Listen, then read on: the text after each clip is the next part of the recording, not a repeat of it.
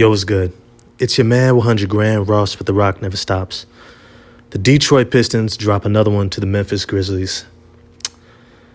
There were some highs, there were some lows, but damn it, it just seems to be dark.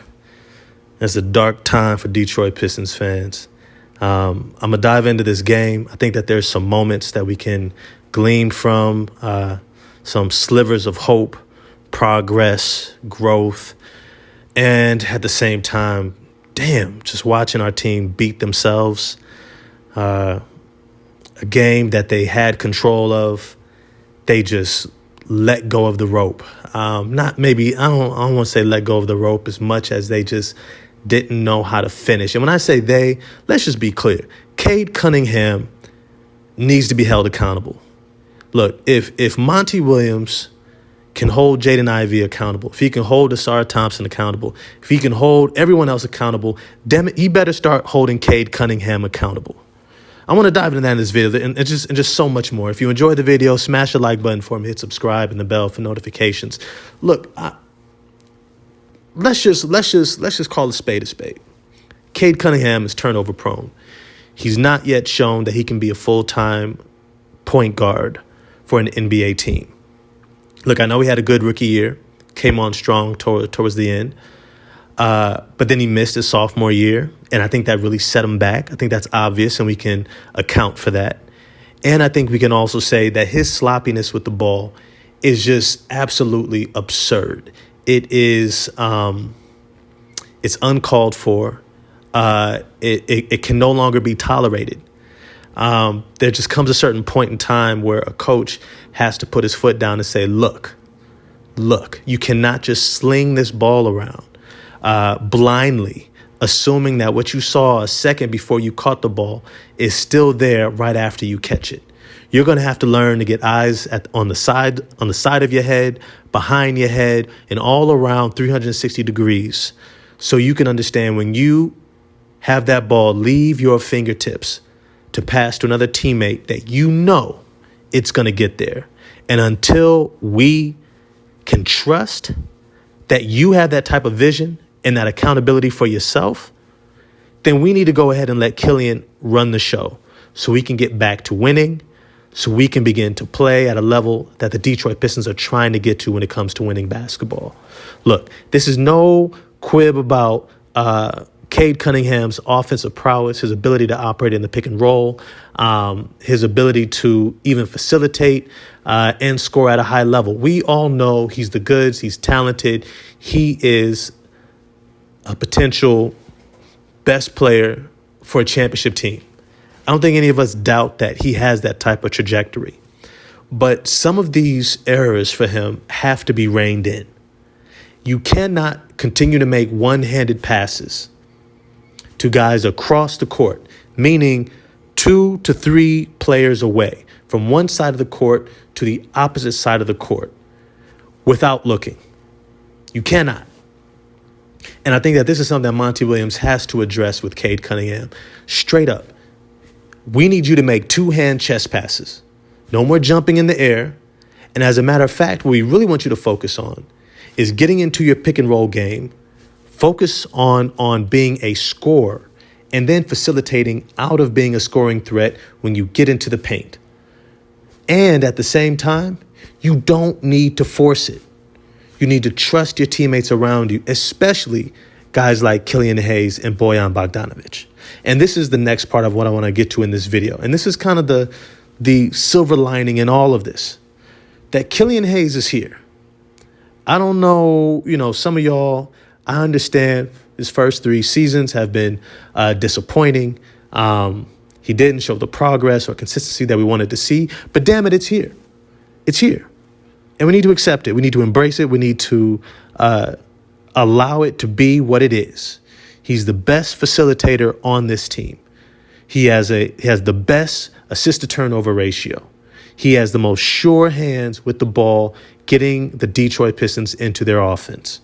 And we need to embrace that. He's a solid to above average perimeter defender who knows where to be. And he does a great job of getting into his floaters, finishing at the rim, even getting to the free throw line and knocking down his open looks from the perimeter, from the three-point line. You know what? We can't ask for much more. All right. This is what we expected as a baseline for him. And it just took him a little bit longer to get there than we all had anticipated. And that's fine. That's fine. Killian Hayes is a starting point guard. Then we have Cade Cunningham as a starting shooting guard. Then we have Bojan Bogdanovic as a starting forward. And the next move that I want to get to is Ausar Thompson needs to go back into the starting lineup. This team's defense has not gotten off to a strong start, nor has it been able to sustain itself with this starting unit, with Cade Cunningham on the floor. Because Cade can start off with good aggressiveness on defense, make some plays here and there, but throughout the course of the game, he'll begin to get lost. And when you bring in Jaden Ivey, who has done he has done a much better job on defense, especially on the ball and even off the ball, whether it's challenging shots up top, getting into passing lanes, staying in front of his man on defense. He has done a tremendous job. And yet he's not better than Killian or Cade Cunningham right now. He just isn't. And I think his role moving forward, at least for the next quarter of this season, needs to be as a sixth man coming off the bench.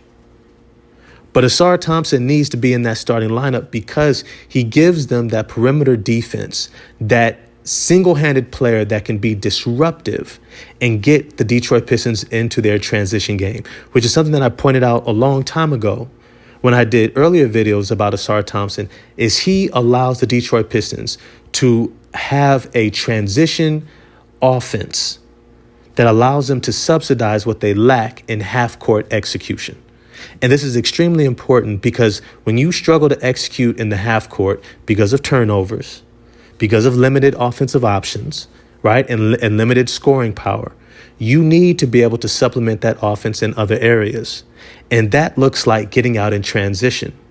When you're able to get a deflection, a steal, a block, or even a defensive rebound, having someone as athletic as Ausar Thompson be able to get out on the break and get downhill towards the basket allows you to be able to get those 6 to 8 points a game, right, from one or two guys. And when you throw in Jaden Ivey, you get that secondary guy to now where you're probably getting up to 12 plus points a game coming out of transition alone. And when you have great passers like Killian Hayes, Cade Cunningham, Bojan Bogdanovic, we're able to find guys in transition. And even Jalen Duren, I think he's going to be one of those outlet pass guys eventually. But when you can start activating that transition part of your game, you're going to find yourself less dependent upon your half-court execution and more apt to be able to lock down on defense, knowing that you're going to be able to get easy buckets.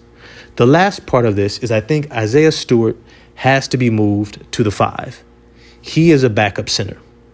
That's what he is. And he's a good backup center.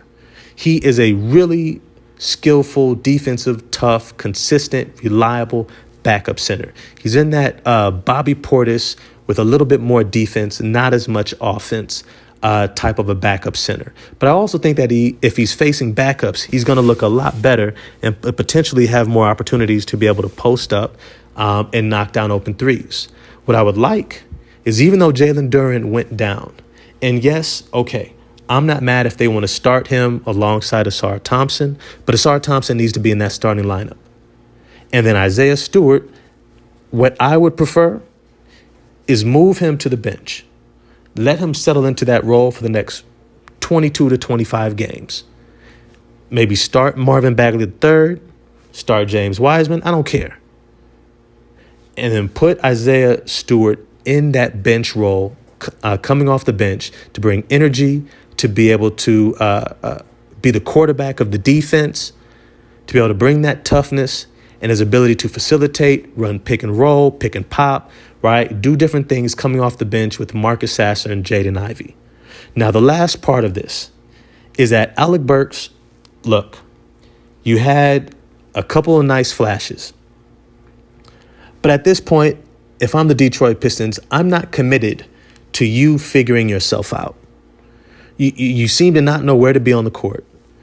You're not knocking down your shots. You're inconsistent with your offense. And at times, it's just bad offense.